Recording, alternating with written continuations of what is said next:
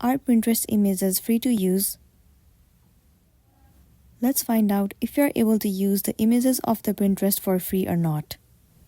The very first thing you wanna do is to head over to your Pinterest. You can open it in any of the web browser or simply open the app.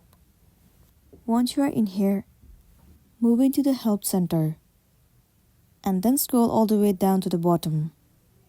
In here, it says about using images on Pinterest. Except in unusual cases, Pinterest is not the copyright holder in the image that user pinned on the site. Where necessary, you should get permission to use an image from its copyright owner, which means that you are not free to use the image from the Pinterest without the permission from the owner. For more clarification, let me move into one of the article. So in here you can see it says, you should not use images from Pinterest on your website. You can get in the big trouble of the copyright. So better use some images from the free stock sites. They give you the right to use their images.